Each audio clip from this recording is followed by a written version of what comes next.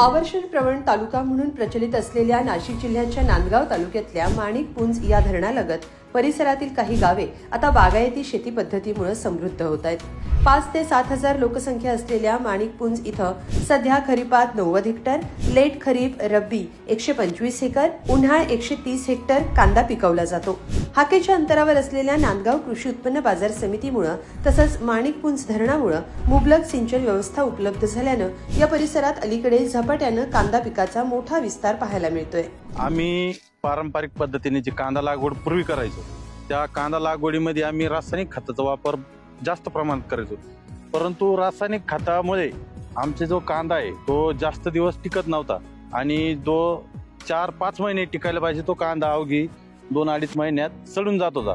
कारण त्याच्यात रासायनिक मात्रा जास्त असल्यामुळे आणि नायट्रोजनचं प्रमाण जास्त असल्यामुळे तो कांदा टिकत नाही। त्यानंतर आम्ही कृषी विभागामार्फत आम्हाला वेळोवेळी मार्गदर्शन भेटले। त्यानंतर आम्ही त्यांच्याकडून जो सल्ला घेतला त्यानंतर आम्ही रासायनिक न करता आम्ही जैविककडे वळलो।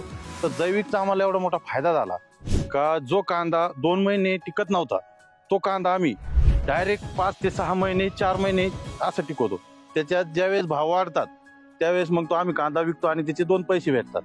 त्यानंतर जे जैविक पद्धतीने जे खत तयार करतो आपण ते खत देखील आम्ही घरी तयार करतो आणि जे कृषी विभागामार्फत आपल्याला वेळोवेळी मार्गदर्शन भेटते।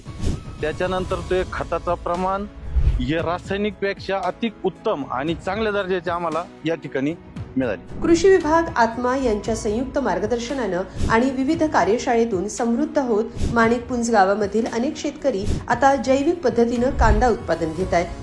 गांडूळ खत, ट्रायकोडर्मा, कीड नियंत्रण सापळे आदींचा वापर करत शेतकरी अधिक काळ टिकवण क्षमता असलेला कांदा उत्पादनात देखील परिपूर्ण झालाय। तसंच बाजारातील टंचाईचा फायदा घेत अधिकचा आर्थिक फायदा मिळवला जातोय। जैविक खताचा वापर केल्यामुळे त्या कांद्यामध्ये त्याची टिकवण क्षमता वाढली।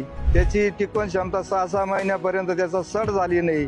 त्याच्या शेतकऱ्यांना सड न झाल्यामुळे अधिक प्रमाणात त्याचा फायदा झाला व मार्केटमध्ये ज्या वेळेस टंचाई व्हायची त्यावेळेस चांगले बाजारभाव मिळाल्यानंतर शेतकरी ते बाजारात घेऊन जायचा व त्याचे 2 पैसे हे शेतकऱ्याला मिळायचे व अधिक प्रमाणात त्याचा नफा झाला।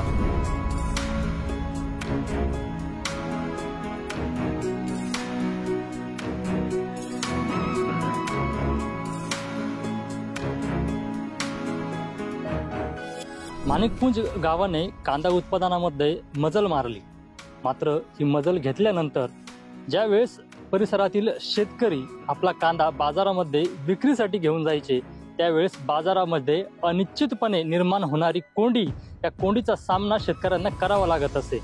परिणामी या कोंडीतून काही शेतकऱ्यांना फायदा व्हायचा तर काही शेतकऱ्यांना तोटाही व्हायचा।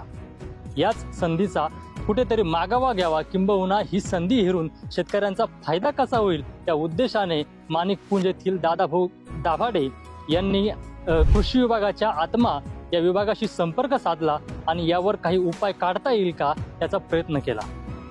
ज्यातून 2014 मध्ये त्यांनी परिसरातील काही शेतकऱ्यांना एकत्र करून जय लक्ष्मी माता स्वयंसहायता बचत गटाची स्थापना केली आणि विक्री व्यवस्थेसाठी आपली पावलं गावाबाहेर काढली।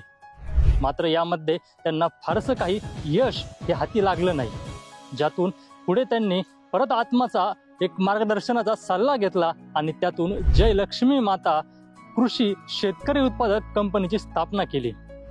2021-22 मध्ये स्थापन झालेल्या एक कंपनीमध्ये आज घडीला जवळपास 450 शेतकरी एकत्रित आहेत। या शेतकऱ्यांमार्फत या परिसरामध्ये उत्पादित होणारा कांदा आज दाभाडे असतील किंबहुना या कंपनीमधील इतर सदस्य असतील हे इथील सर्व कांदा एकत्रित करून त्या कांद्याची व्यवस्थित पॅकिंग करून ग्रेडिंग करून त्याला राज्याबाहेर परराज्यामध्ये विक्रीसाठी पाठवतात, ज्यातून परिसरातील बाजारपेठेमधल्या जो काही दर आहे त्या दरापेक्षा 2 पैसे त्यांना अधिक मिळत आहेत। या गावाने घेतलेला हा आदर्श इतर शेतकऱ्यांनाही नक्कीच आदर्श वर्त आहेत। रवींद्र जाधव शिवरकरसह लोकमत ॲग्रो.com